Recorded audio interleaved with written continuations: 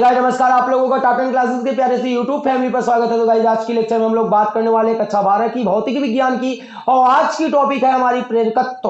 अर्थात हम आज की टॉपिक में हम बात करने वाले हैं प्रेरकत्व और साथ साथ में स्वप्रेरण की बात करेंगे। दोस्तों वीडियो के अंत तक जरूर बने रहिएगा। आज की लेक्चर आपके लिए मोस्ट इंपॉर्टेंट रहने वाला है। यहाँ से एग्जाम में श्योरली यहाँ से क्वेश्चन बनना ही बनना है दोस्तों।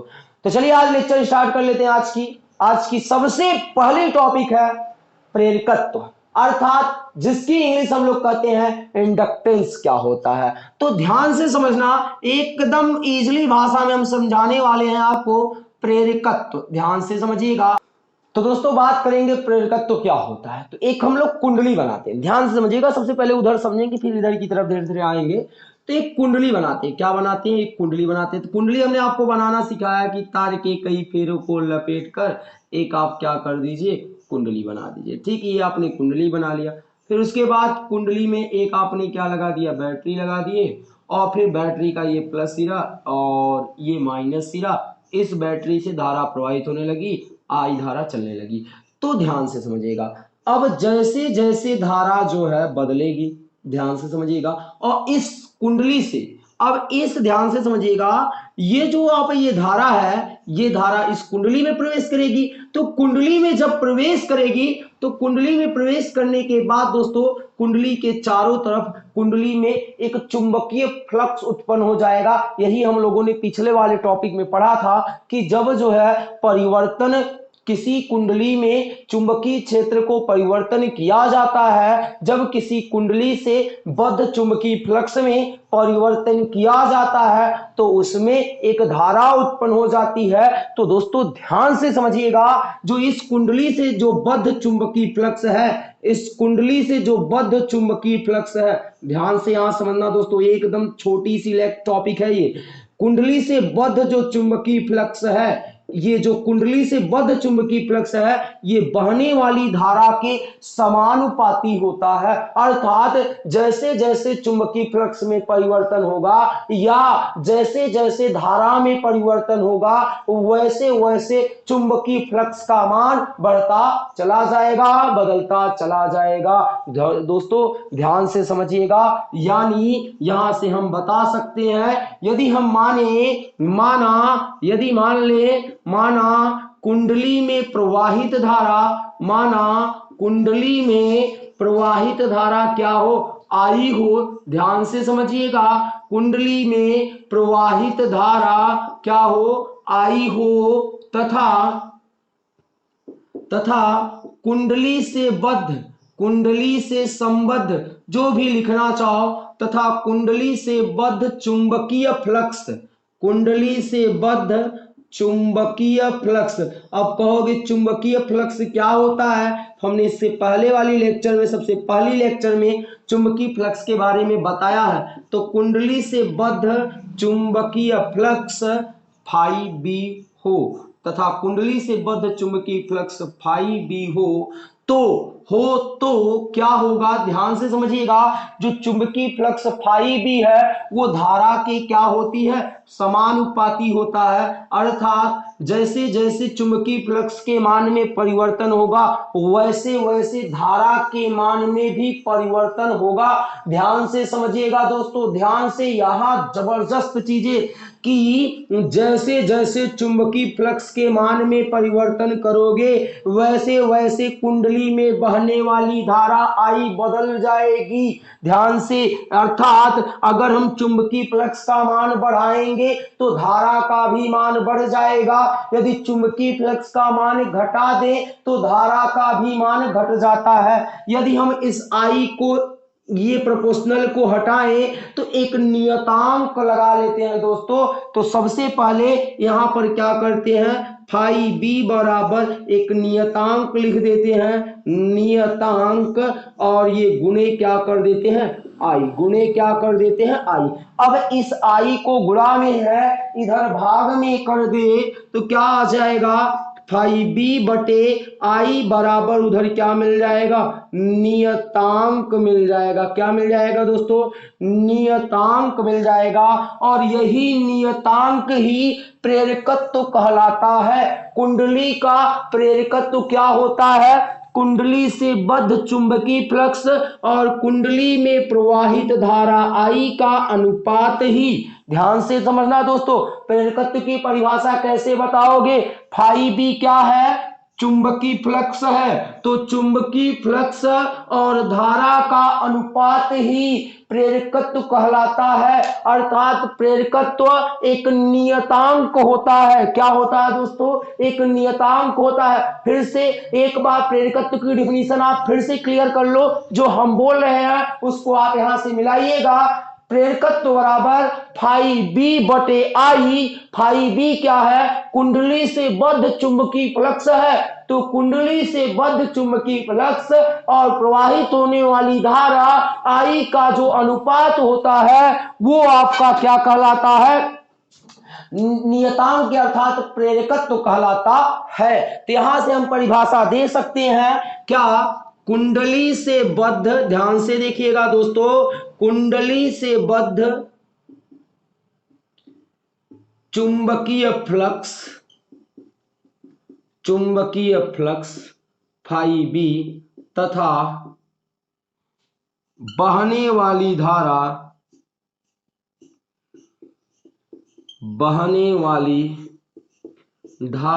आई का अनुपात,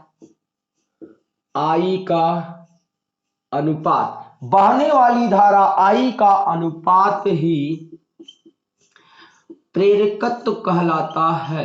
क्या कहलाता है? प्रेरकत्व कहलाता है।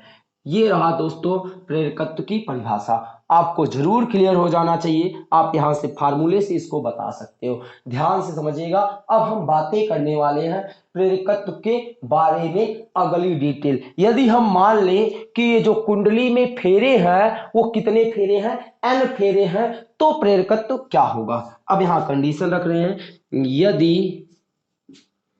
यदि कुंडली में फेरों की संख्या क्या? यदि कुंडली में फेरों की संख्या क्या हो?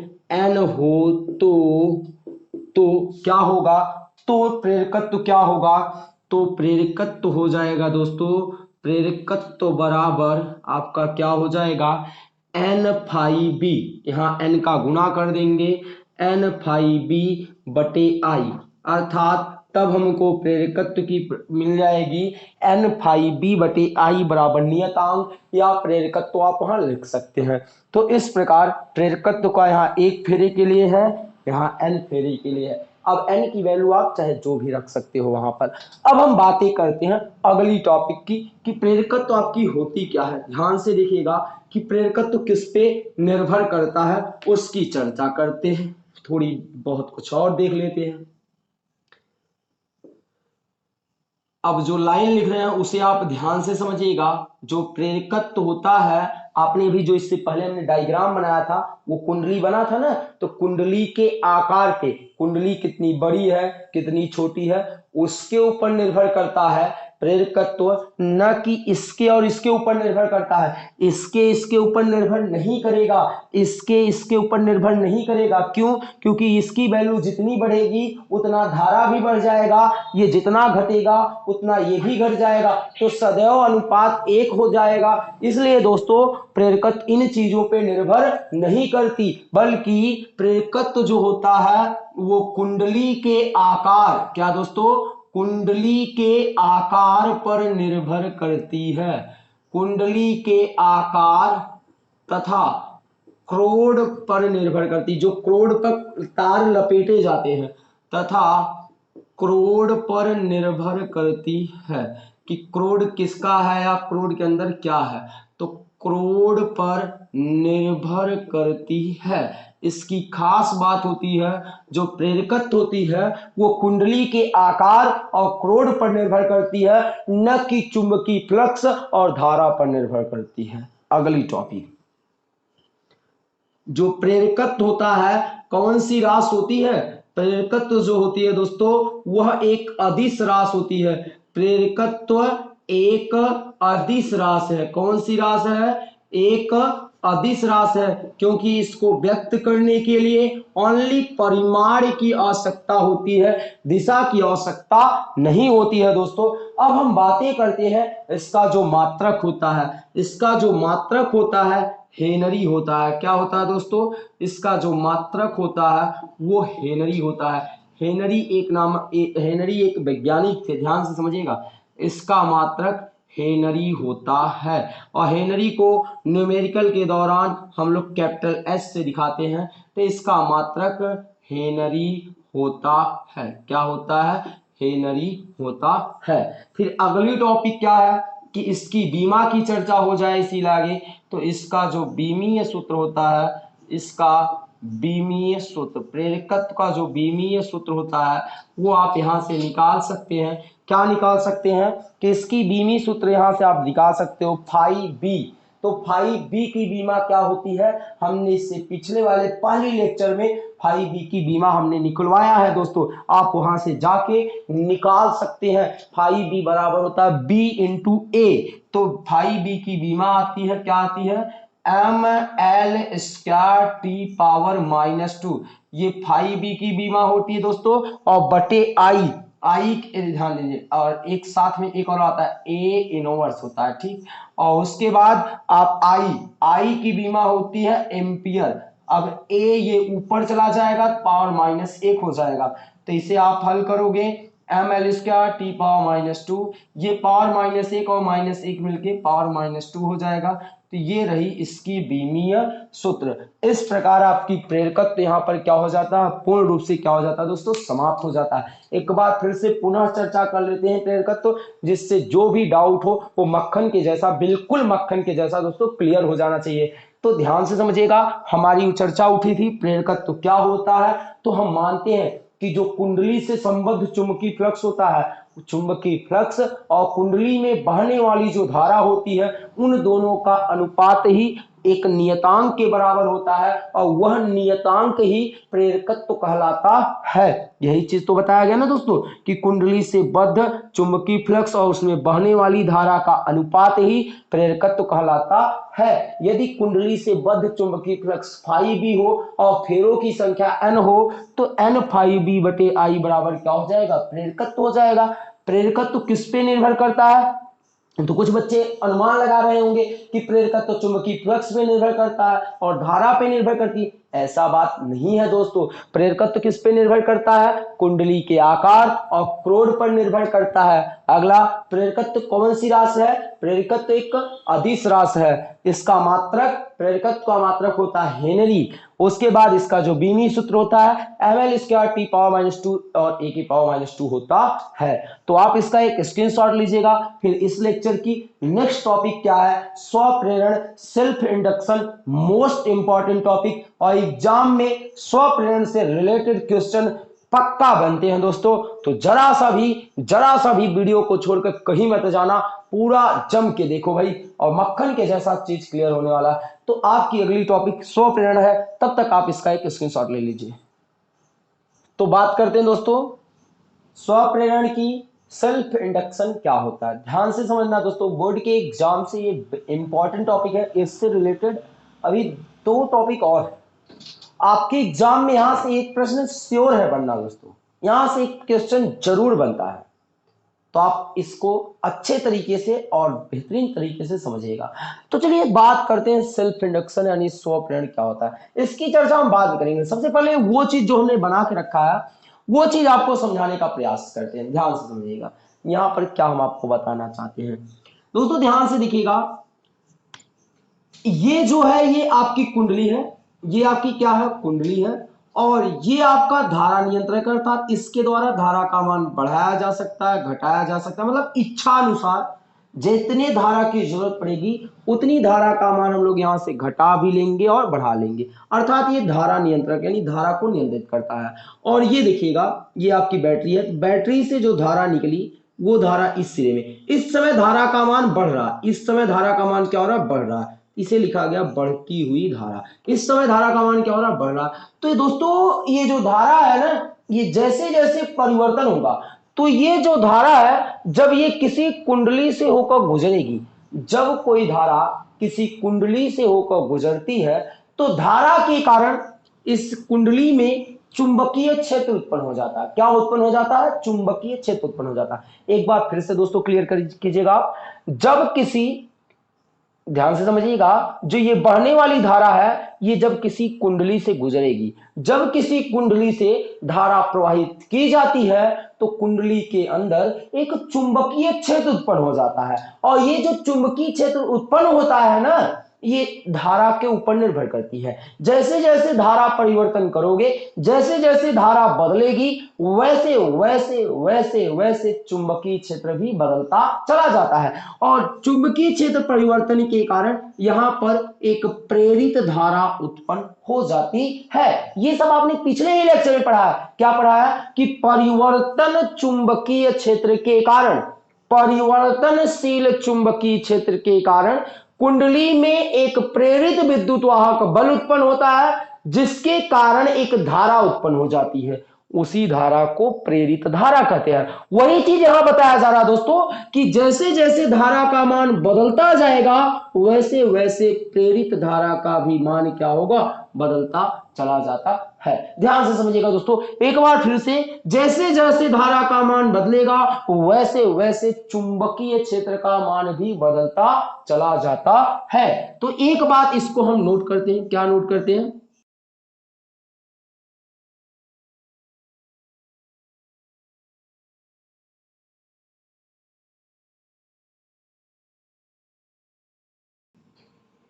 धारा के समानुपाती होता है, अर्थात जैसे जैसे धारा बदलते जाओगे वैसे वैसे चुंबकीय क्षेत्र भी बदलता जाता है। इस बात को आप ध्यान से गौर से समझिएगा। अर्थात जैसे जैसे धारा का मान बदलेगा वैसे वैसे कुंडली में चुंबकीय क्षेत्र का मान भी बदलता जाएगा, जिसके दौरान एक प्रेरित धारा उत्पन्न हो जाती है, जिसके कारण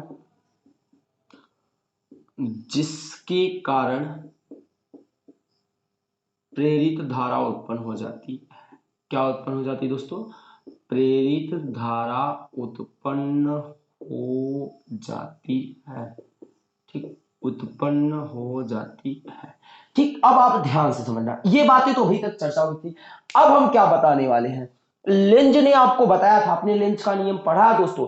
लेंज ने बताया था कि ये जो प्रेरित धारा उत्पन्न होती है यह उसी कारण का विरोध करती है जिस कारण ये उत्पन्न होती है। और यह किसके कारण उत्पन्न हो रही? धारा परिवर्तन के कारण। ध्यान से समझिएगा दोस्तों, प्रेरित धारा उत्पन्न होती है और लेंज ने बताया कि ये प्रेरित धारा उसी का विरोध करती है जिसके कारण ये उत्पन्न होती है। ये लेंज नामक वैज्ञानिक ने बताया कि ये जो प्रेरित धारा है यह उसी का विरोध करती है जिस कारण उत्पन्न होती है। यदि आपने ये नियम लिखा होगा, ये नियम आपने पढ़ा होगा, तो इस नियम के अनुसार इस समय ये प्रेरित धारा, ये जो धारा बढ़ रही है दोस्तों, ध्यान से समझिएगा, ये आपकी टॉपिक यहां तक थी। ये जो धारा बढ़ रही है, प्रेरित धारा इसको बढ़ने नहीं देगी, प्रेरित धारा इसका विरोध करेगा। अर्थात जब परिपथ में धारा का मान बढ़ने लगता है तो प्रेरित धारा उसका विरोध करता है, प्रेरित धारा इस धारा को बढ़ने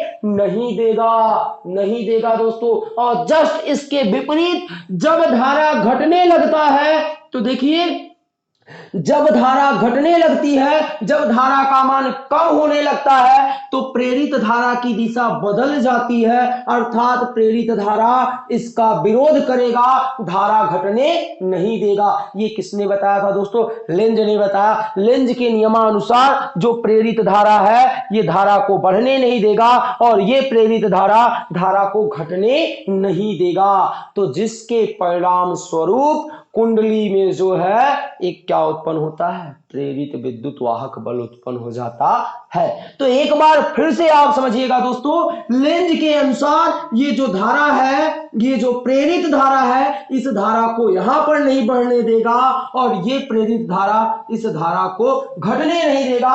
अर्थात प्रेरित धारा बढ़ती हुई धारा और घटती हुई धारा का विरोध करता है और यह इसी कारण उत्पन्न भी होता है।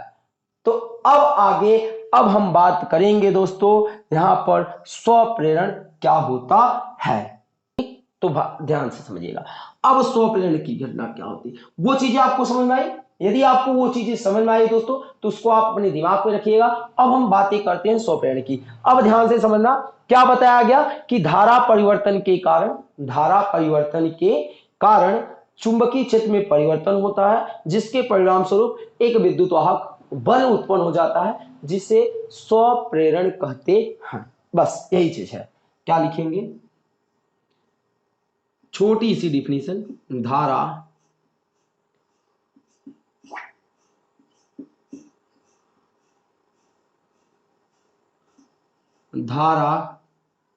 परिवर्तन के कारण, क्या दोस्तों, धारा परिवर्तन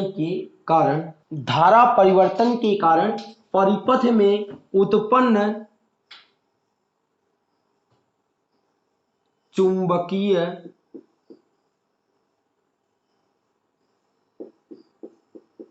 क्षेत्र के कारण एक प्रेरित विद्युत वाहक बल उत्पन्न हो जाता है। एक प्रेरित विद्युत वाहक बल उत्पन्न हो जाता है। क्या उत्पन्न हो जाता है, एक प्रेरित विद्युत वाहक बल उत्पन्न हो जाता है। उत्पन्न हो जाता है। यह घटना स्वप्रेरण कहलाती है। यह घटना क्या कहलाती है, स्वप्रेरण कहलाती है। क्या कहलाती है, स्वप्रेरण कहलाती। आप ध्यान से इस लाइन को समझिएगा।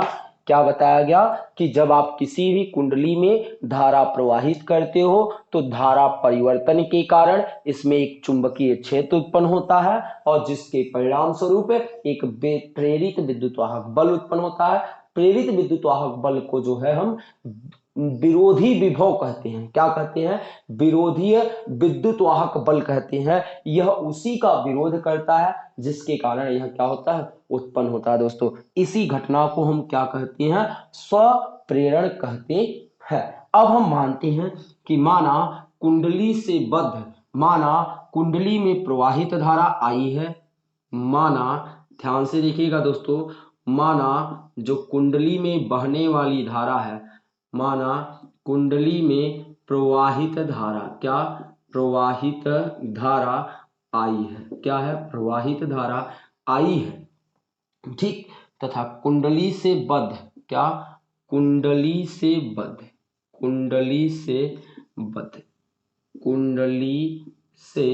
बद्ध चुंबकीय फ्लक्स, क्या दोस्तों, कुंडली से बद्ध चुंबकीय फ्लक्स क्या है, वो आप ध्यान से देखिएगा दोस्तों।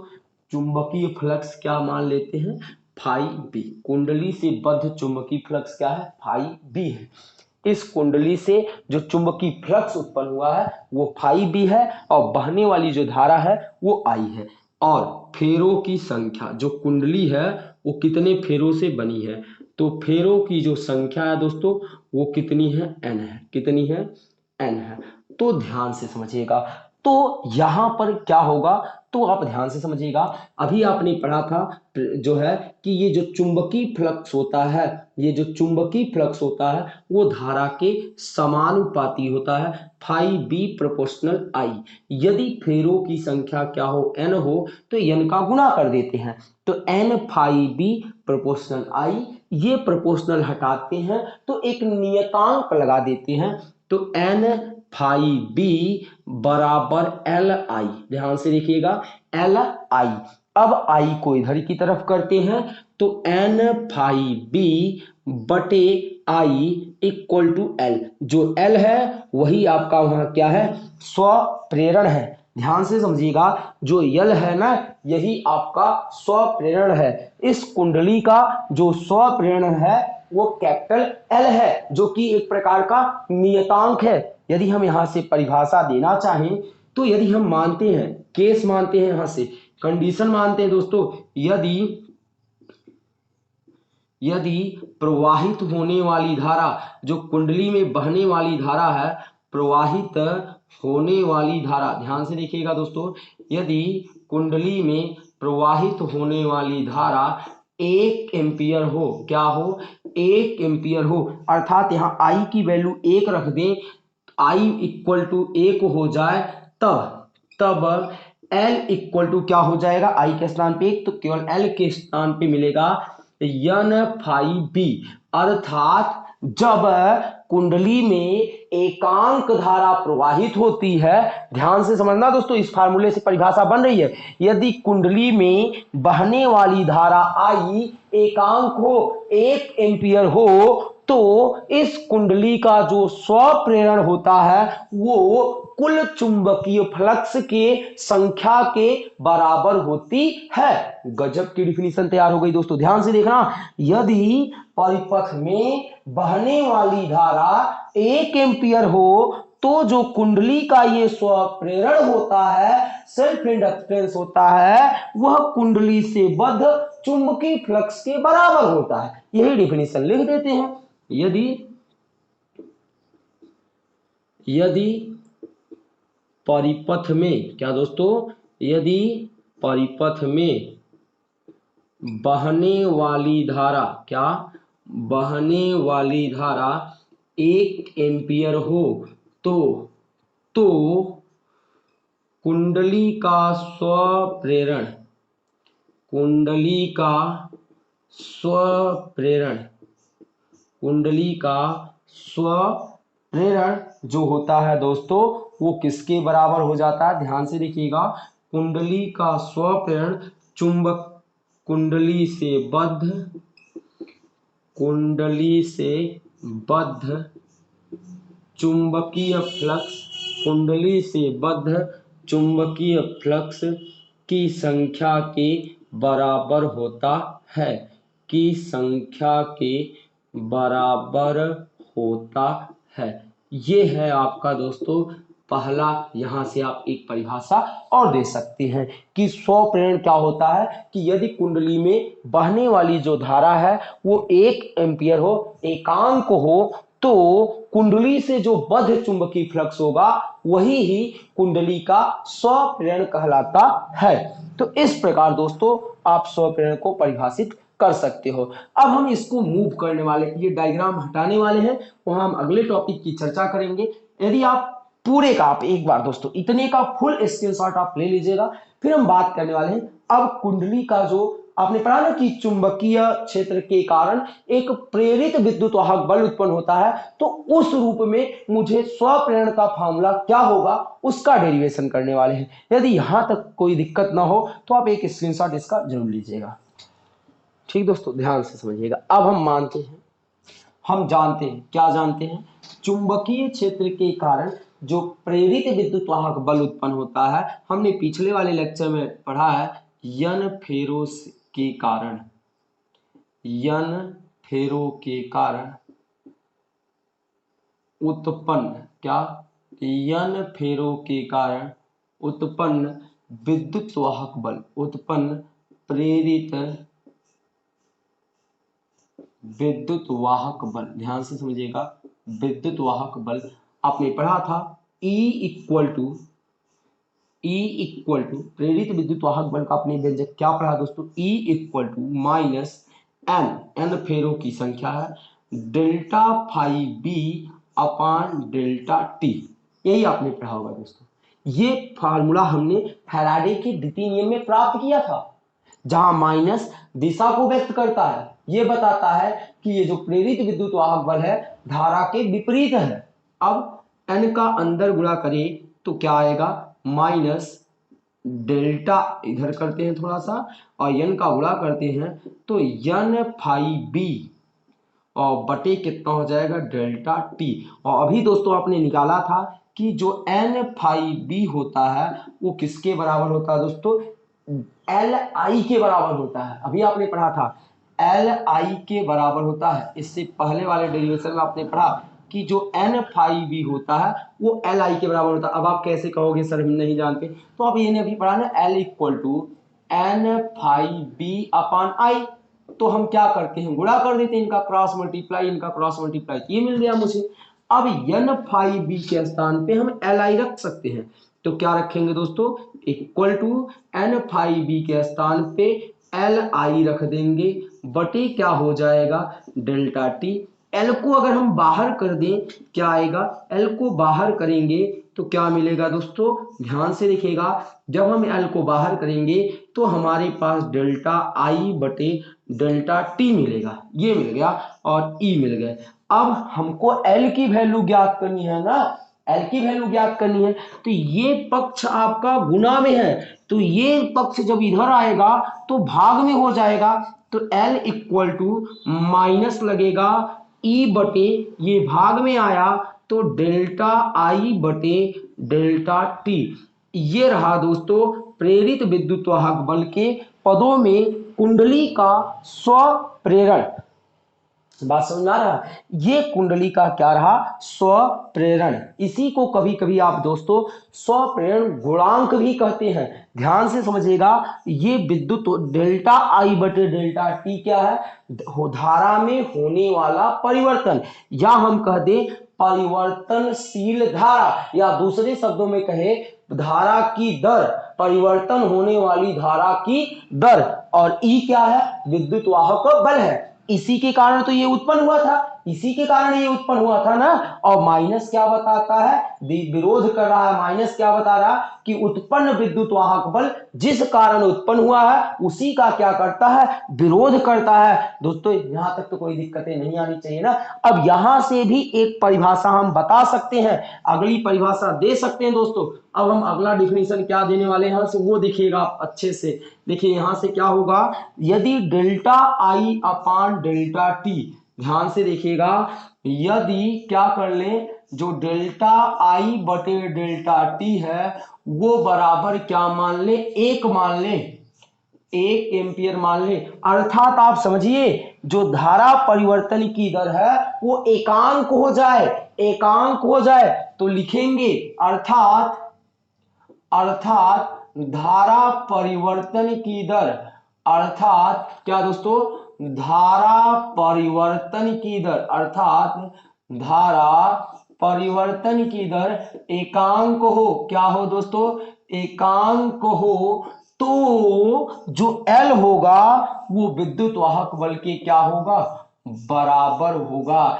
L इक्वल टू ई, एकांक हो तब L इक्वल टू क्या हो जाता है, E हो जाता है। अर्थात यदि किसी भी परिपथ में परिवर्तन होने वाली जो धारा की दर है, यदि किसी परिपथ में धारा परिवर्तन की दर एकांक हो तो कुंडली का स्वप्रेरण उत्पन्न प्रेरित विद्युत वाहक बल के बराबर होता है। यहां से ये परिभाषा हमारा दूसरा मिलता है।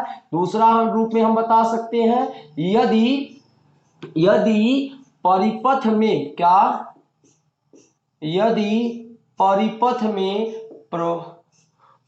परिपथ में धारा परिवर्तन की दर क्या, धारा परिवर्तन की दर एकक हो, यानी एकांक हो, क्या हो दोस्तों, एकांक हो, तो कुंडली का स्वप्रेरण, तो कुंडली का स्वप्रेरण प्रेरित विद्युत वाहक बल के बराबर होता है, प्रेरित विद्युत वाहक बल के बराबर होता है, बल के बराबर होता है। इस प्रकार आपका ये जो है समाप्त होता है कि स्वप्रेरण क्या होता है। उम्मीद करते होंगे कि आपको अभी तक कोई भी कहीं भी समस्याएं नहीं आई होंगी दोस्तों। अब हम बात कर लेते हैं स्वप्रेरण की, मात्रक की और बीमा की, तो ध्यान से समझिएगा। अब हम बातें करेंगे स्वप्रेरण का मात्रक। तो स्वप्रेरण का जो मात्रक होता है वो हेनरी होता है। क्या होता है, हेनरी। क्या होता है दोस्तों, हेनरी होता है। क्या होता है, एसआई पद्धति में जो मात्रक होता है इसका क्या होता है, हेनरी होता है। अब हम एमकेएस पद्धति में बात करेंगे। किसकी बातें करेंगे दोस्तों, एमकेएस पद्धति में। एमकेएस पद्धति में स्वप्रेरण का मात्रक, और ये कई बार एग्जाम में पूछा गया दोस्तों, तो आप इसको अच्छे से समझिएगा। अब यहाँ से स्टार्ट कर रहे हैं। देखो L इक्वल टू क्या है, E है, माइनस E है तो माइनस E भूल जाते हैं कुछ देर के लिए, और डेल्टा I बटे डेल्टा टी है, और डेल्टा टी का गुना ऊपर हो जाएगा तो E इंटू डेल्टा टी बटे डेल्टा आई। चलो E क्या है, E क्या है दोस्तों, E विद्युत वाहक बल है। तो विद्युत वाहक बल का मात्रक क्या होता है दोस्तों, विद्युत वाहक बल होता है जूल प्रति कूलाम। क्या होता है, जूल प्रति, नहीं हाँ, ई का जो मात्रक होता है दोस्तों, जूल प्रति क्या होता है, कूलाम होता है। डायरेक्टली हम बात कर रहे हैं, ई का जो मात्रक होता है वो जूल प्रति क्या होता है, कूलाम होता है। ध्यान से देखिएगा। और डेल्टा टी समय है तो समय का मात्रक तो सेकंड होता है। फिर उसके बाद डेल्टा आई का मात्रक होता है एम्पियर। क्या होता है, एम्पियर होता है। ध्यान से देखिएगा, क्या होता है, एम्पियर होता है। चलिए अब हम बातें करते हैं, यदि ये कूलाम क्या हो जाएगा, नीचे आ जाएगा दोस्तों।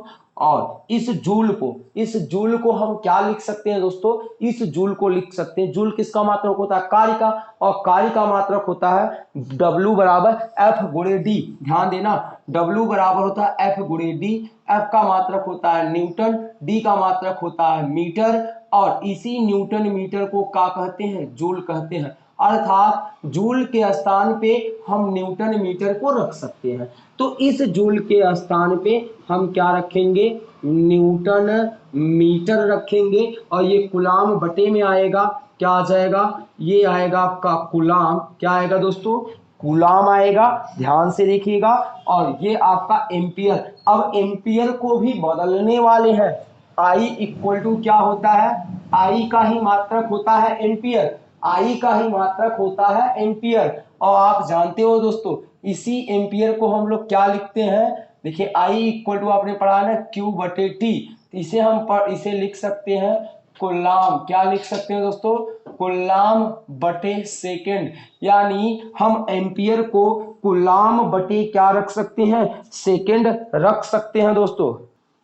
ठीक दोस्तों, यदि हम यहां से बात करें, यहां से मुझे कूलाम की वैल्यू चाहिए, तो यदि हम इसको हटाते हैं एक समय के लिए, आपको बताएं तो ये एम्पियर होता है, आई की मात्रक होता है एम्पियर, और एम्पियर बराबर होता है कूलाम बटे सेकंड। और मुझे हटाना किसको है, मुझे तो हटाना इस कूलाम बाबा को है ना, तो कूलाम बराबर क्या हो जाएगा, क्रॉस मल्टीप्लाई, तो कूलाम बराबर हो जाएंगे ampere into second, ampere into second. यानी जहां कूलाम आएगा वहां हम एम्पियर इंटू सेकेंड रख सकते हैं। ध्यान से देखिएगा, अभी तो हम फिलहाल ये कूलाम बटे में लाए हैं, और ये एम्पियर आपका सबसे पहले था। ध्यान से देखिएगा, जूल के स्थान पे न्यूटन मीटर, अभी हमने बताया कैसे आया था, कूलाम को बटे में किए, और ये एम्पियर अपने स्थान पे साथ में इंटू क्या कर दिए, सेकेंड कर दिए। अब इस कूलाम को चेंज कर रहे हैं, और कूलाम को लिखेंगे एम्पियर गुणे सेकेंड, और न्यूटन को लिखेंगे